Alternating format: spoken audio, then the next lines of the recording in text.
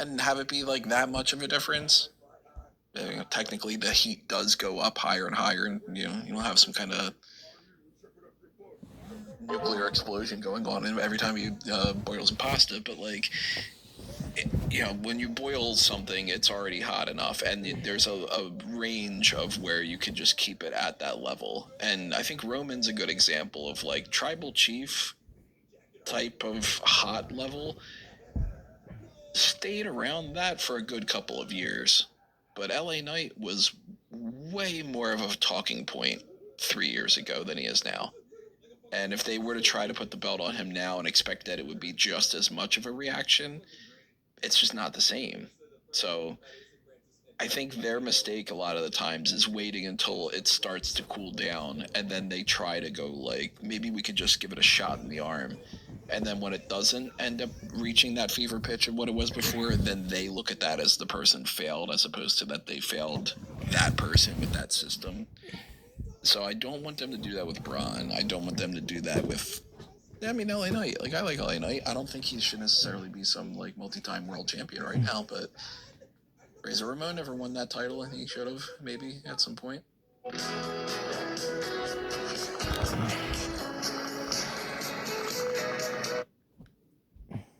Razor Ramon never won that title, and he should have, maybe, at some point. And they have their favorites. They've got the people that they're interested in, and sometimes you gotta, like, look outside the box a little bit. Like, I'm a little bit worried about the Solo Sikoa babyface stuff, as, like, this seems to be going over pretty well with the crowd. Why not maybe, like, start heading towards he gets, like, an Intercontinental title run in the future or something? Or maybe, like, I don't know, we could put some kind of belt on Solo. Maybe Solo and Jacob win the tag team titles off the Vision instead of just feuding with baby faces, like that kind of, I don't know, but it does seem to me like, as far as like who they're interested in, if we could force them with a truth serum to say, who's hot, who's cold right now, it kind of feels like they would say that 80% of the roster's cold. And that's not even including like NXT. NXT's another whole. If we get into NXT on the side of things, the Grayson Waller element of this whole thing, it's gonna explode this discussion. But like, as far as just the men's Raw side of it, I would say obviously Obafemi is your example of super duper hot. I'd argue some we haven't talked about yet, but is there anyone cooler right now, just ice cold, than Dom on the main roster? Because that's a guy who felt like he was being positioned for some big things. Like last year, he fought John Cena a couple times. I think he had 3 of Cena's 4 last matches. He did get hurt, and I understand that kind of forces things to cool off. But still, like, either he pissed somebody off, or at some point this year, Dragon Lee made somebody really happy, because his stocks have just come through the ceiling, while Dom seems to be a pin eater again. And I don't love that. Dom's a weird case. Something's going on there for sure. But he's like, I don't know, they're putting more attention on AAA than they've done. And he's the main champion of AAA. For now. But up until Triple Mania, probably. But they do kind of seem to be a little bit like punishing him. Do you get that kind of impression too, Callum? He's like sort of, I don't know, like, maybe not punishing isn't the right word, but like, something's a little up there, right? No, I don't think so. No? No, I feel like they see with Dom as someone who can just slot in anywhere they want it to, because he's a very malleable sort of guy, someone you could put in, like, have this long Intercontinental Championship run, or someone that can slot down the card and be involved in this like comedy angle with Danhausen, because he's essentially The Miz. And that's what The Miz did throughout the majority of his like more mid-card level career. He could have a super long run as a somewhat credible Intercontinental champion, and then could just be thrown into some weird comedy angle the very next month or year, and no one really bats an eyelid, because that's the sort of person that's where they position him. That's why I kind of disagree with the assessments for like that they get someone like super hot, and then they try and like as you say, like either edge or try to like harness that momentum. Yeah, just try to keep it going for a little bit longer, and then they miss the boat. I think it's just a case that they just view people as you're at this level, and it takes a monumental change in audience perception or their own perception to do anything about it. I just think like they look at Obafemi and say, yes, you can be a main eventer, but then they'll look at someone like Dom and say, you can be this level. And then they'll look at LA Knight and say, yeah, you're at this level, but you'll never be this level. I mean, they would have done that with pretty much anybody. They would have done that with Daniel Bryan if it didn't become so abundantly obvious they had to change that and make him the main event guy. Because, you know, they were going to wander into WrestleMania 30 and have him wrestle Sheamus in the mid-card somewhere. So it's like they clearly have very set parameters, people, and you can only. I'd argue it's so much harder to go up than to go down. Oh yeah. Because to go down, you only have to make 1-2 mistakes, or be given 1 or 2 opportunities and not fulfill them to the level that they expected to, and then you'll never get back up there. Whereas, like, you need to constantly reinforce it, and you need to get the crowd behind you. You need to sell merch. You need to do all of these things, because there is such a set ceiling at the top. I mean, that's why we talk about. I mean, you were sort of like mentioning things like Solo Sikoa, like why don't we give him a run with the mid-card title? You know, the mid-card titles have just been handed to 2 other people, like literally like a week and a half ago. Right. Crowned new champions of both sides. You can't make everyone champion all the time. It's why I've always taken the start. Well, it's more in recent years as I've like grown up older and stuff like that. It's like titles are not the indicator of who's hot and who's cold. It never is and never will be. It's always TV time. TV time is the biggest indicator of who is hot and who is cold. And by that logic, the hottest person in WWE right now is Danhausen. I think we're gonna say the hottest person right now is like progressive or something like. No, Since they're all advertisement, you know, it's the Danhausen. It was the fucking mascot that was out with Chad Gable, where they were like, It was Chad the Gable's got a great moment, but here's like A&W root beer. Chad Gable's got that dog in him. Well, probably the hottest guy then in that regard is probably Triple H, because he starts every single pay-per-view or whatever and stuff like that as well. So but it's Danhausen has. Yeah, Danhausen's hot right now. That's for sure. He would be on the hot list. Yeah, because he has. I don't know whether the thing is, like, I know that's that stupid report going around about him like having like a dedicated slot on TV time, and then he didn't appear on TV at all last week, so that probably threw that out of the question beyond SummerSlam, obviously. But yeah, it's more of a case of who is getting a lot of exposure on TV, whether they are like winning, they're losing, anything along those lines. It means that there is a vested interest with it. It's like people that are hot right now are, you know, Chad Gable has gotten resurgence recently and he's appearing all the time. Penta has remained, like, I wouldn't say he's hot, but he's like remained at a certain level, and he pretty much is. He's never off TV unless he's injured, and so that's my thing. Whereas then you he's look gonna at win that people tournament too. Like he's gonna fight Roman. It's gonna be him. But then you look at people like, when did the Creeds last do anything At all. on a TV show? Yeah, at all. It's like The last thing that they did that I'm aware of was Julius appeared in a video package for Kendall Gray training for Lola Vice. Yeah. And that's like, well, that doesn't really count if it's like the last thing that Julio Credo did with Los Americanos Hermanos was to say Kendall Gray is great.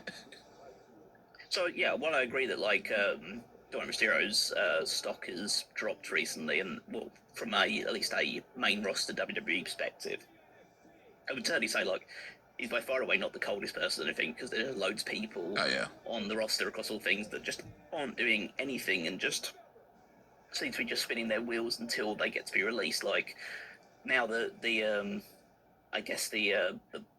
I mean, they're still doing things with like the Bravo Americano and all that other stuff, but now that's like off the main roster. Like you're not seeing Tyler Bate or Pete Dunne do anything.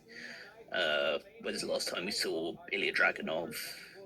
Yeah, really where do is he? anything of significant. Yeah, and like, Is he injured? Ocean's gonna come up.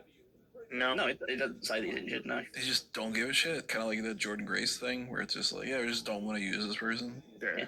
Because I look through like the rosters and just looking like from each side of things, just seeing like who's the people that are really just not doing anything on TV at all. And on the SmackDown side, it's Dragunov, because I can look through the list of everyone else and I can kind of remember just like going through like results and stuff like that of them doing something in the last couple of weeks, month or so, whereas Dragunov just doesn't appear to ever, or at least not in very recent times, be showing up at all. I mean, even like people like Angel and Berto are doing stuff in AAA, so at least they're getting involved.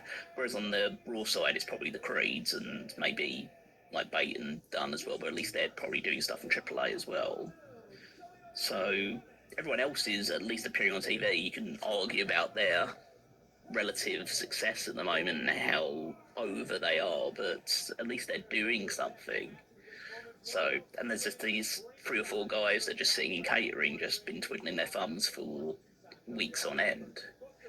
Welcome back, guys. Everything Wrong with Yu-Gi-Oh! Today we are doing the highly anticipated, super iconic episode, Master of Magicians. Let's get into it. This card is worthless! Now give me the 2 rarest cards in your dueling deck! Bro, if his best card is trash, why would you think his second rarest card would be worth anything?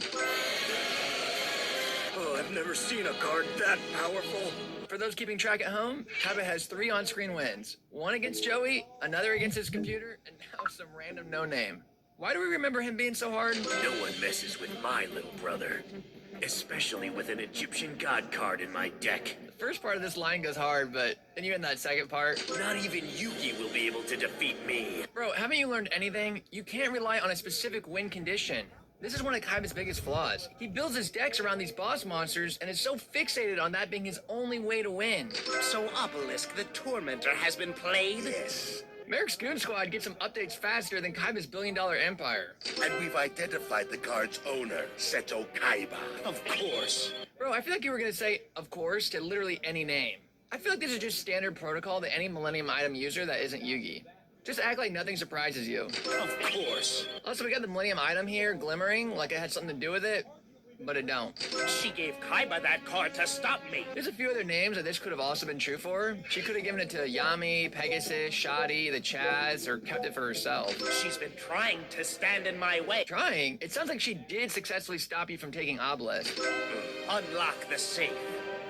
Why is there a safe inside of a tomb? Is this really the most effective method for protecting the Egyptian god monsters? 2, is that Millennium Rod actually doing anything here? Are you mind controlling him? Do you need to be? Can you not just open the safe yourself? Or is it that only he knows the code?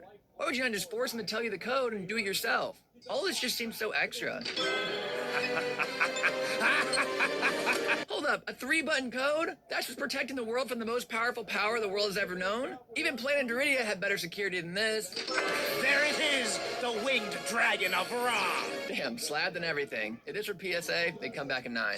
My Millennium Necklace warned me you would betray me, and indeed you have. So I'm guessing we've all seen the show already. We already know what's happened. Did your necklace really need to warn you that this dude was bad news? Was killing your dad not a strong enough cue? Did this really need to get confirmed? My destiny lies in the cards, the 3 Egyptian god cards. I feel like Merrick could be doing a lot better job relaying this to his team. Because right now, they think it's just to collect the Dark Magician. You're going to have to find the last card. Wait, did he not have to find the other 2?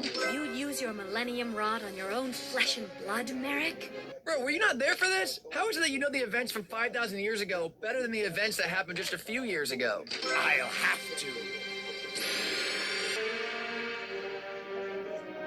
So, what happened? Did he just use the item on his sister? Did they just calmly go their separate ways? Was this flash purely for transitional purposes? Ishizu knew if she gave Obelisk the Tormentor to Kaiba, he'd throw a tournament out of greed. I love that Kaiba's reputation in this world is so that someone who is literally a complete stranger can accurately know what would happen if he was presented with a powerful Duel Monsters card. Power of the Pharaoh will be mine. First, I'll need to weaken the Pharaoh. Wait, what? So your plan up till now was to weaken the Pharaoh? I'll be honest, I think we all thought you were trying to defeat the Pharaoh, or kill him or something. If you're just trying to weaken him, I'm gonna say your best shot was when Yugi passed off the puzzle. If you had just kept that in your back pocket, or even smashed it, and just kept the single piece, that might have been the better move here. Shall I pay Kaiba a little visit? Leave Kaiba to his game. Wait, are you sure? You just said. Once I have them all, the power of the Pharaoh will be mine. I'm actually with Odeon. I think the best move here is to beat Kaiba, get the third god card, then put all 3 in your deck, pray you don't brick, and defeat the Pharaoh in one go. Dispatch Arcana to take down Yugimoto. Hold on, so you're not gonna do the smarter move and get in the third god card, which is exactly what you were setting out to do in the flashback earlier, and you're not, and now you're gonna enlist Arcana, who I think has a 0-0 record, by the way, into defeating Yami? I'm sure the sub gives more background to Arcana, but in the dub, it sounds like he's coming straight from the hospital. I'm not entirely sure this is the best move. I'm gonna go down and see how Yugi and Joey are doing. Bye. Yo, Tristan is a solid dude. The gang was goofing on him at the start of the arc, acting like he's just trying to flirt or get with Serenity. But I'm gonna submit this scene as evidence that he's just solid. He ain't flirting. He's checking in on both parties. He's doing his part. You literally cannot say one bad thing about Tristan. That was an awesome duel, Joey. I'm impressed by how much your dueling skills have improved. Guys, he literally made 2 plays. One play was playing both dice cards, and the other was roulette spider. I just hope that Joey can survive the tournament without his red eyes. He just scooped a 1 sacrifice, 2400 attack monster with a killer effect. Trust me, bro, he's good. Who are you? Bro, come on. Could it be anyone else? This might as well be Team Rocket in disguise. Enter here, Yugi. Can we just duel? I know we have the Shadow Realm saw blades downstairs, but can we just do this with a puzzle on the line? Loser goes to the Shadow Realm. Has Yugi ever said no? Duelist profile for Yugi Moto. Rarest card, Dark Magician. This is so over the top. If Merrick and Arcana worried less about theatrics and more about side decking against Yugi, they could have actually won a round. I've been waiting for you. You are not worthy of having me in your debt. What the actual is happening? Also, isn't the hologram technology in this world super advanced? Why does this look like Star Wars? All right, enough of these tricks. Yami is literally Itachi's worst nightmare. This dude is straight immune to genjutsu. I am the illusionist known as Arcana. Damn, you got 2 copies of Dark Magician? So in the last episode, Seeker was trying to pick up a 3rd? And soon your favorite card will be dueling for me. Why the does every villain think they're gonna steamroll Yami? Like they all act like they're gonna dog walk him. He's only lost once, and it wasn't a public match. From their perspective, he has a perfect record. And soon your favorite card will be dueling for me. Well, it looks like his favorite card is already dueling for you. I know it must be hard to think of your favorite card in another duelist's deck. I think this only rings true for Kaiba. But this room's a little cramped, don't you think? Follow me. This is the 3rd location we've led Yugi to. Can we start the duel? Just who is it that you're working for, Arcana? Bro, do you really not know? It could only be one person. It's almost time to raise the curtain and start the show. Okay, why does every line from this guy have to be a play on words? Also, while we're here, does Dark Magician really resemble a stage magician? Arcana is supposed to be this circus stage magician, and Dark Magician is a wizard. This is like comparing David Blaine to Dumbledore. Not even Kaiba knows we're here. Does this mean anything to anybody? Both in-universe and for the viewers? This means nothing. We don't care. Stop. Besides, you and I are a lot alike. We both play to win. I feel like this is true for every character in the show. No! Bro, does this really make a difference? You're the motherfucking king of games. No one can beat you. You are the goat of goats. You know this. You have decimated every opponent, and when the stakes are the highest, your victory is always that much more brutal. It's a dark energy disc, Yugi. One touch and your mind's banished to the Shadow Realm. Can I just say, I would rather have my legs sawed off than my mind sent into purgatory. I'm a man who's undefeated. I'm not sure what your record is in the sub, but based on the dub context, you came straight from the circus. So we're looking at a 0-0 record. So yes, you're technically undefeated, but... My Dark Magician. First off, shout out to this artwork. Both versions are iconic as fuck, so shout out to the design team. Great work. Second, is it really that beneficial to pull this card turn 1? Isn't this a dead draw? If you're gonna go through the effort of stacking your hand, at least get a card that will let you dump Dark Magician into the graveyard so you can special summon him. Or like try to sneak a cost down into your hand or soul exchange. Drawing Dark Magician and no support is completely fucking pointless. Learning how to draw any card anytime comes in very handy. Has Merrick given Arcana any intel on Yami? Bro, you do know this is Yugi's specialty. I feel like if Merrick really wanted to fuck Yugi, instead of a mirror match, you should be sending in a duelist with some anti-Yugi strategy. Luckily, we get this later with the Mass Beast duel, but damn. And since I trimmed my Dark Magician... Yo, is that glow implying you have 3 Dark Magicians? So you're looking to scoop a 4th? It showed up right on top when Yugi cut my deck. So obviously this is bullshit. Number 1, you can't possibly know where he will cut. And 2, instead of trimming Dark Magician, why not just place him below where you're predicting he'll cut? Either way, it's total horseshit. Once I have another monster on the field, I'll sacrifice them both to summon my all-powerful Dark Magician. Okay. Okay, guys, let's recap. Seeker strategy, play heavy defense, blitz Exodia, 2-3 turns. Loomis and Umbra strategy, shut down all tribute summoning, lean into Kaiba's ego, and push Kaiba to be uncooperative and sabotage you. Strings / Merrick strategy, 5-card combo lockdown, overwhelm the Pharaoh with an Egyptian God card. Arcana strategy, normal summon Dark Magician. Card destruction! Not that! My plan is ruined! Bro, I'm starting to feel like you're in way over your head. Say farewell to the cards in your hand, Arcana. I'm gonna ping this now. Yugi says Arcana's name a ridiculous amount of times. When you believe in the heart of the cards, Arcana, you don't need to cheat. True, but bro, admit it. You're kind of low-key cheating. We will set aside the puzzle for a second. Your opening hand had card destruction and brain control. And then your one Dark Magician copy was ready to go on your second set of 5 cards. Come on, man. This is next level cheating. Now you'll see what happens when you have faith in your cards, Arcana. I'm not sure that his lack of faith is what put him in this position, but rather his tunnel vision on a single strategy to win the duel. That was just the opening act, Yugi! Bro, you're saying this is just an opening act, like you did something and you're about to do more? I'm gonna say you didn't even have an act. You summoned a monster in face of defense position, and that's actually all you did. If that's your opening act, you're fucked.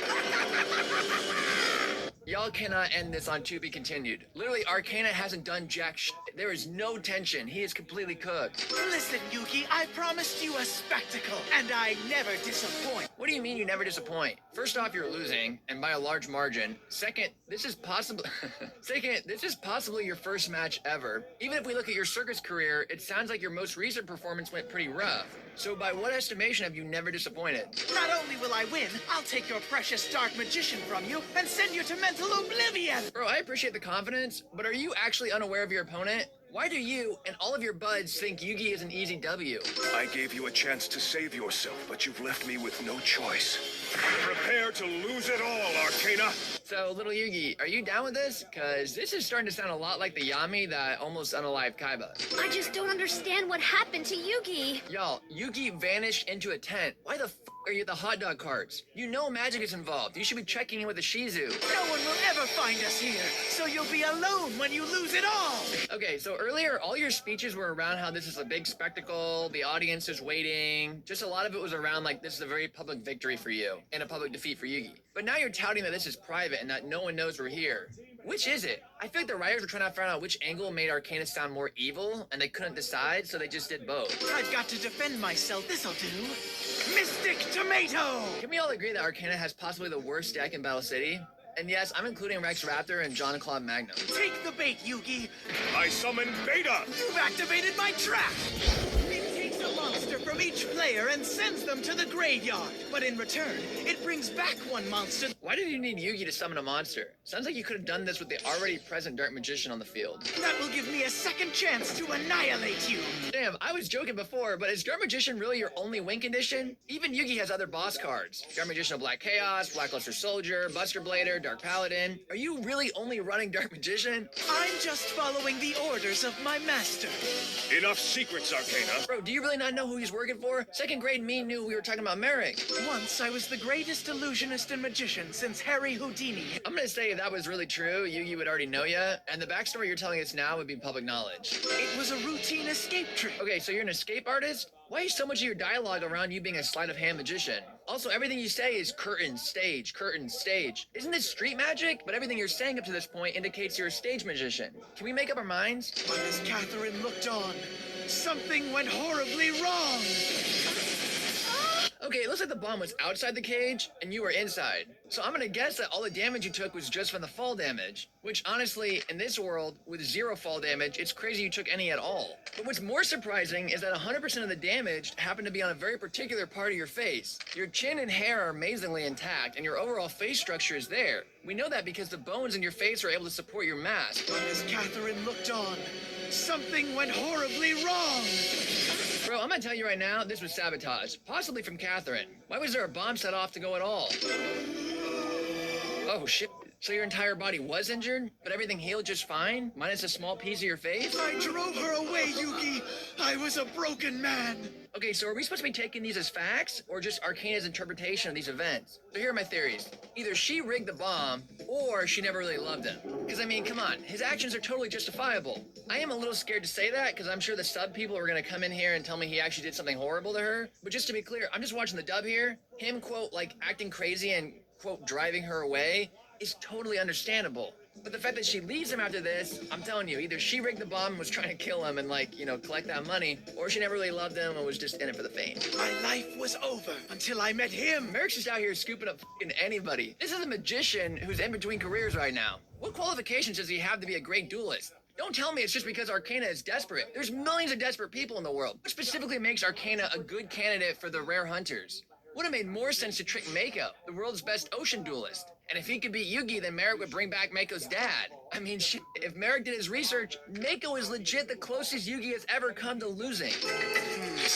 While we're here, why is it that Merrick needs a broken person to duel Yugi? This doesn't make sense on a couple levels. One, Merrick shouldn't be sourcing broken people. This implies that the person is so broken and desperate, like they're easy to manipulate. But Merrick's whole superpower is mind controlling people. He should be pulling a Bobbity. Don't go find broken people and try to turn them into duelists. Find the best duelists ever and make them work for you. Also, how does Merrick know about the wife or anything? He doesn't have mind reading powers. Lastly, when did this happen? Merrick's been offshore, or at least in Egypt up until very recently. Or actually, he's still possibly there. So when exactly did this happen? If I could eliminate Yugi Moto for good, he'd help me win back Catherine. Did you even try apologizing to her? I think a nice apology, some flowers, maybe you schedule a comeback tour, would smooth things over. Merrick cares about no one except himself. He'll say and do anything to get what he wants. Real quick, Yami, bro, can you not free Arcana? It's possible he's under a bit of a spell here. It just feels like you were so much more powerful in the last season. You forced Bakura, a Millennium item user, to switch places with himself against his will.